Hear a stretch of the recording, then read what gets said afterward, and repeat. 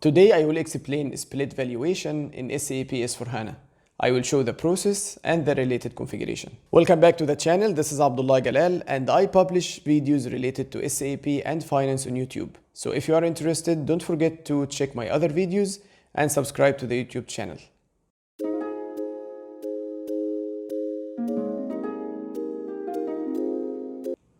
A split valuation is used when we want to have more than one valuation for the same item code or for the same product.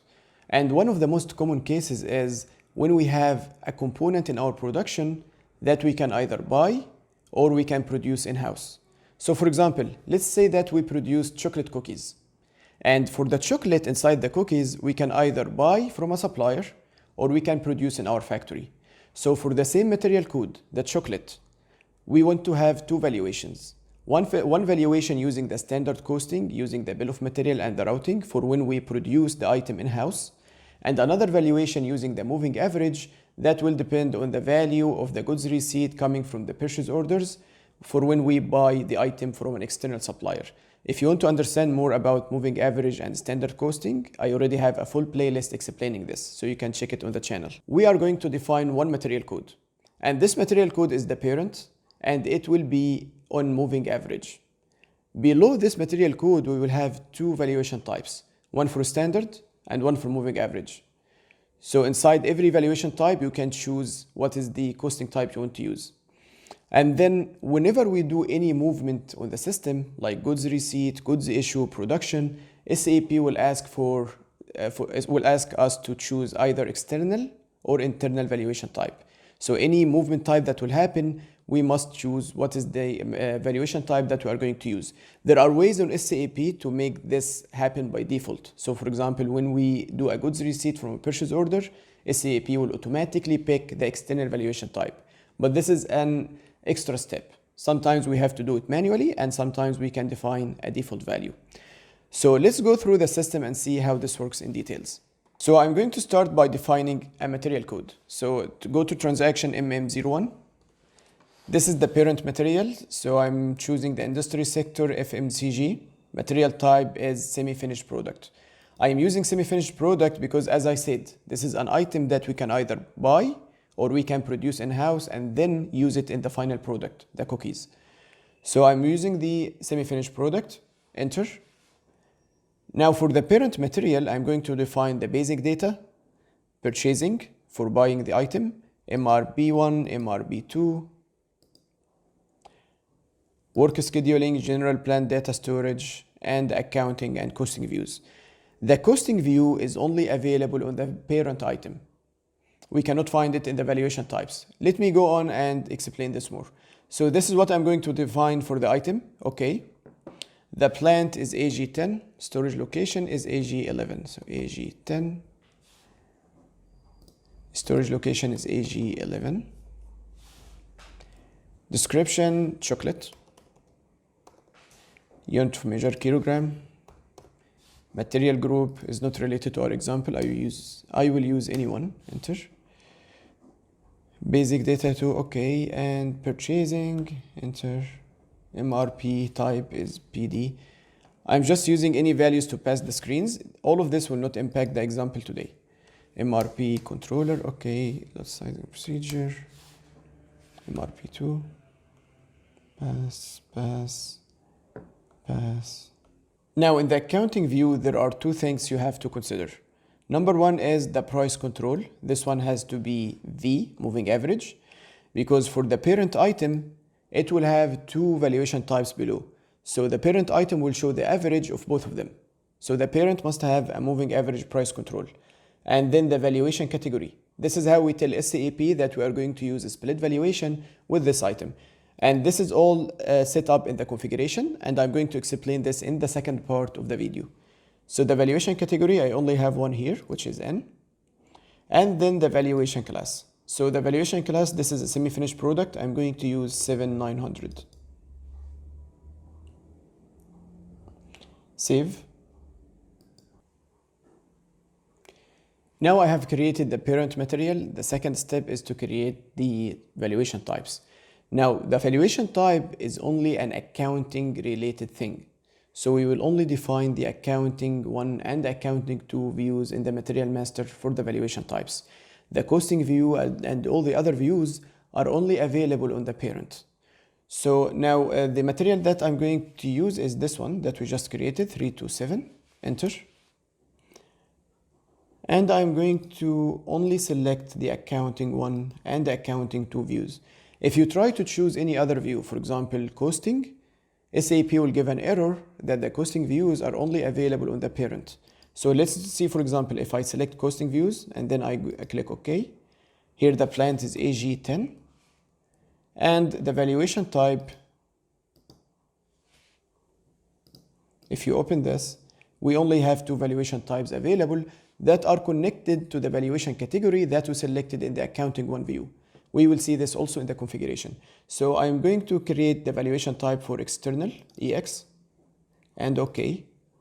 So costing selection cancelled, not maintained per valuation type. Valuation types, we cannot create costing views per valuation type. Only the accounting view can be created. OK. So this is the accounting view of our external valuation type, EX. So from now on, whenever we want to do anything for this material, we have to select whether we are doing it for EX or for IN. So this is for the valuation type EX. I can choose a different valuation class from the parent, and I can have a different price control. So this one is external. I'm going to buy it from a supplier, so I will keep it as moving average. And the valuation class, if you open here, for this one, I have the raw materials valuation class, not the semi-finished. And this is something we do in the configuration also. For me, I will consider the external valuation type as a raw material. I'm buying it from a supplier. So it will be posted to the raw material accounts. This depends on the business requirement for sure, but for me, in this example, I wanted to show you that you can have different valuation classes for every valuation type. So this is my raw material valuation class. And accounting 2, there is nothing to maintain here. Okay, and save. So now I created a valuation type for external. I'm going to create a valuation type for internal procurement or for internal in-house production. Now I have defined the valuation type for external procurement for when we buy it from a supplier. I'm going to define a valuation type for the internal in-house production. So the material is the same, 327, the same material code, enter. And I'm also going to define only the accounting views. Accounting 1, accounting 2, okay. Plant is AG10. Valuation type, I'm going to use IH this time, in-house. Okay. So for the in-house production, I will keep it as a standard costing because I'm going to run a standard cost using the bill of material and the routing. This is a material that I'm going to produce in the factory. And the valuation class, I will choose semi-finished products. So now we have a parent and we have 2 valuation types. Every valuation type will have a different price control and a different valuation class. Okay.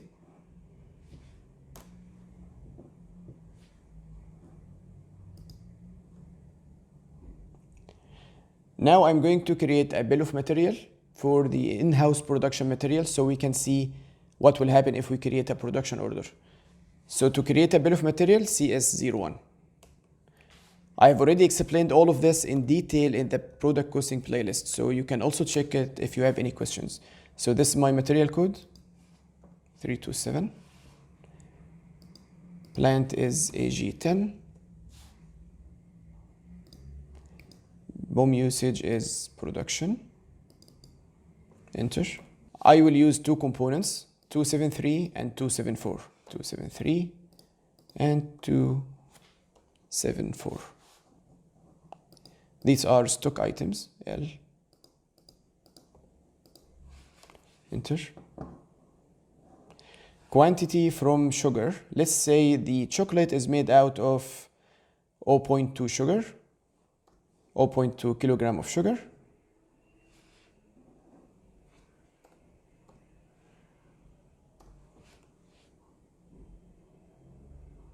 And 0.8 kilogram of cocoa. Okay, so this is my bill of material. It's a very basic one, just for example, to create a bill of material, and save. Now I will run a standard cost estimate for the valuation type of the in-house production. /n ck11n. Material is 257, plant EG10. Valuation type is IH, in-house. And the costing variant, enter. Then we have the dates, okay. Now SAP is going to determine the costing of the in-house valuation type.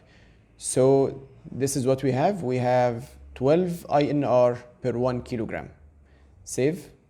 Now I'm going to release the cost estimate. So the transaction is CK24 /n CK24, enter.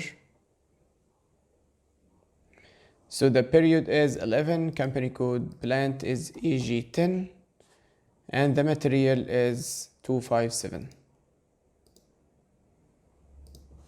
257. Remove the test run and execute. So we have one material marked successfully. Okay, back. The same material without test run, release.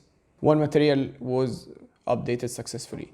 So let's go back. Now I'm going to create a purchase order and see how SAP will handle this. So to create a purchase order, the transaction is ME21N. Let me quickly go through this one. So AG00, purchasing group, company code, vendor, material is 257, quantity 10,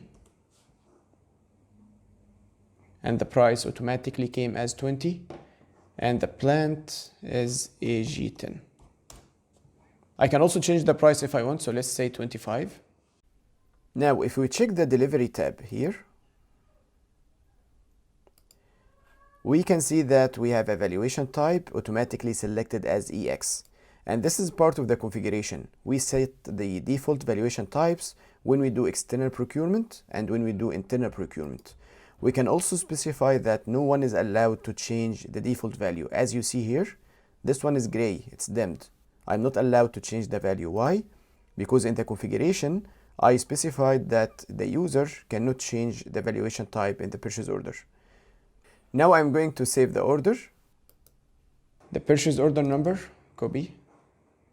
And I'm going to post a goods receipt now to see which inventory value will be posted. So to post a goods receipt, the transaction is MIGO.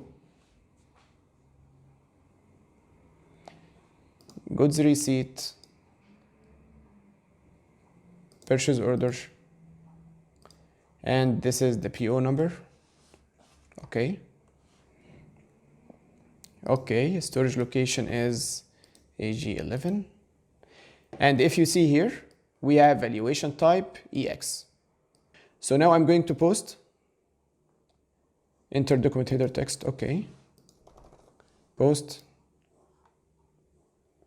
and display the financial entry. So display, enter, document information, FI documents, accounting document. So this is our financial entry. We have 10 multiplied by 25, which is the price. So the total is 250.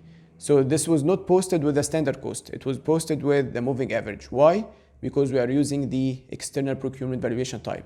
So now you get the idea. SAP will separate the valuation of the two valuation types. Now I'm going to do another example to see the standard cost. So I will create a production order. Let's do this quickly. I will create a production order, and then I will receive some of the items on the production order to see how SAP will handle this. So to create a production order, the transaction is CO01. Material 257, and the plant AG10, order type PP01, enter. So I'm going to produce 20 kilograms, and the ending date, let's say it will be 24 or 25/11/2020. Now, if we go to the goods receipt tab, we can find the valuation type under valuation, and it was set automatically to IH. So this has the same concept as external procurement.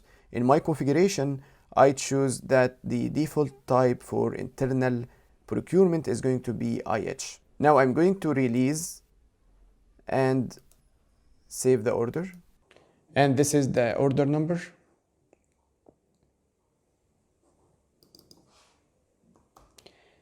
Now I'm going to post some goods receipt on this production order. So the transaction is MIGO again. But this time I will post a goods receipt for order. And this is the order number, enter. So SAP automatically determined that we have 20 kilograms remaining to receive. And the storage location, I will choose AG11 again. Now this time, as you see, SAP automatically selected the valuation type IH in-house. Okay, and I'm going to receive. Enter document header text again. I forget this every time, so here, and post. Display, enter, document information, FI documents, accounting document. So now, as you see this time, we have 20 kilograms multiplied by 12, which is our standard cost. So the total value is 240 INR. So SAP has separated the valuation.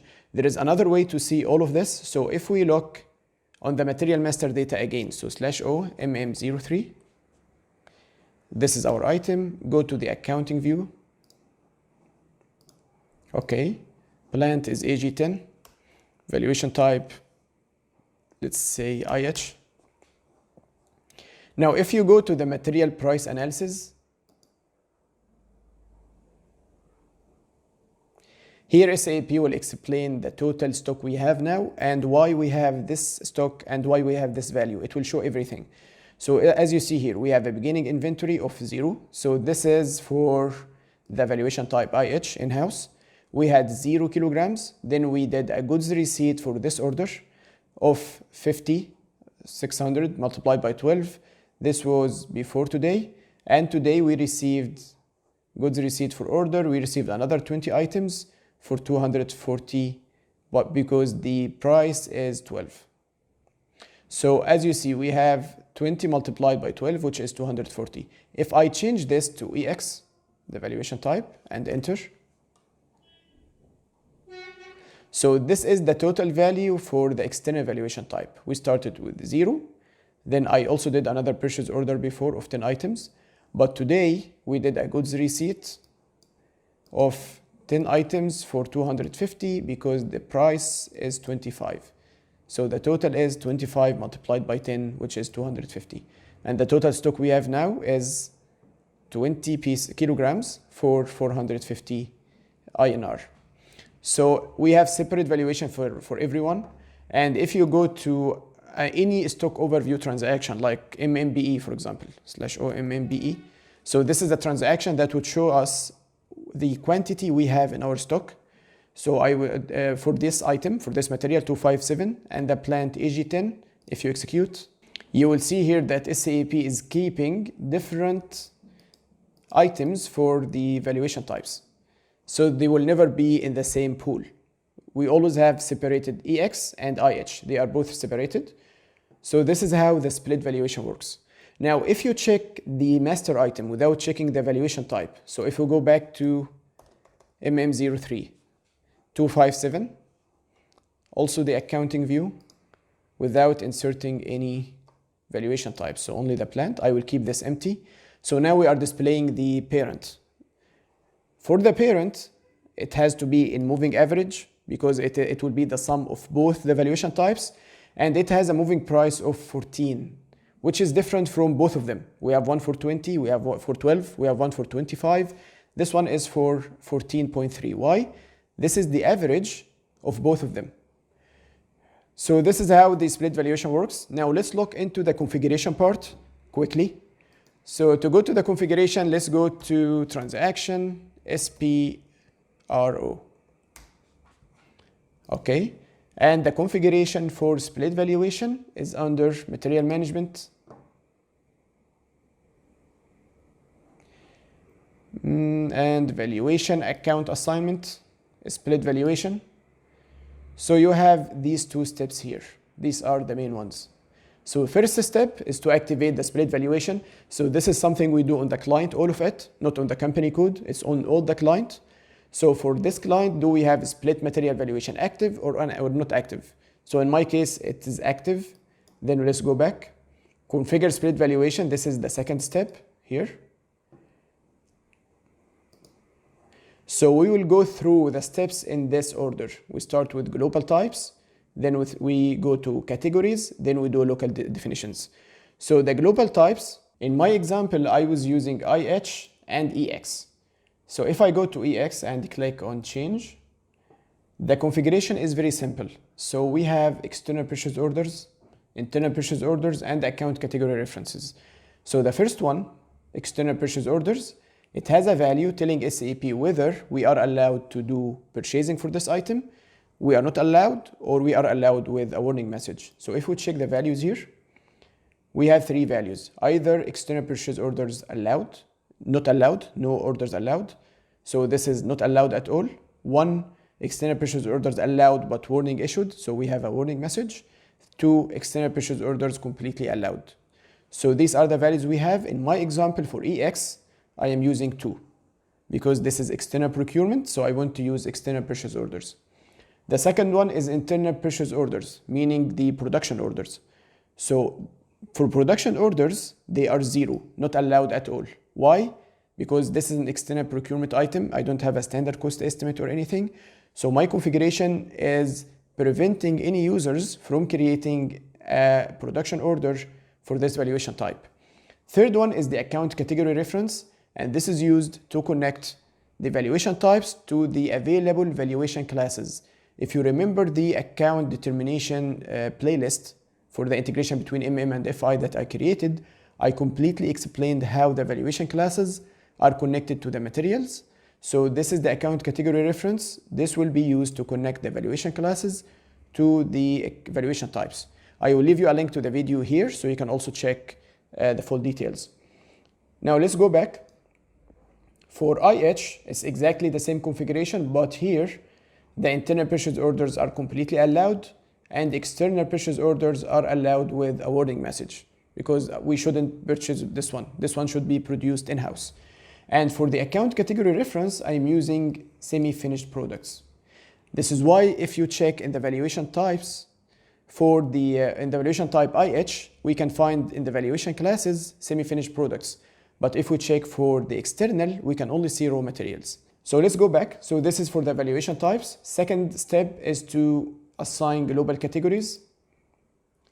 So I have one category created for my company code, which is N. So if you check here, this one. And inside, I'm saying that for external procurement, I am using EX. And for internal procurement, I'm using IH. And this means no one is allowed to change the values. So if I go to F1 or go to help, this indicator means the user cannot overtype the valuation type for external procurement. Same for in-house, because I have this checkbox. So this is the second step. We create a category and we assign the valuation types, the default valuation types inside the category, and whether some people are allowed to change them or not. Now let's go back. The last one is local definitions. So this is where we activate some categories for the plant.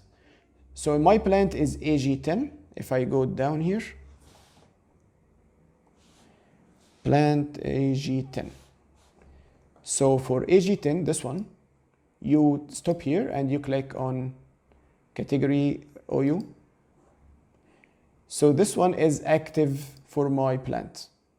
So for plant AG10, I have the valuation category inactive, and the external procurement is EX, internal procurement is IH, and no one is allowed to change them. If I want to activate another category for my plant, all I have to do is to stop here and click on activate. So once you do this, like this, it is activated or deactivate.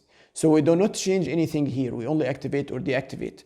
Where does the value come from? They come from the previous two steps, from the valuation type definition and the valuation category definition. So this is the configuration of spread valuation. Now let's go back to the material master data to see how this was impacted there. So /o mm03. So this is our material, okay. And let me go into the in-house, for example, IH. So the plant is AG10 and the valuation type is in-house. So first thing is the valuation category, we have N. If I open this, we don't have any other values. Why? Because N is the only one activated on my company, on my plant, as we saw in the configuration. Second thing is, if you open the valuation classes list, I have semi-finished products, semi-finished, and semi-finished valuation. Why do I have these valuation classes? Because of the reference that we have in the valuation type is connected to the valuation classes for semi-finished. If I check the external procurement valuation type, so other, okay. And let's go to the external procurement. So plant AG10 again.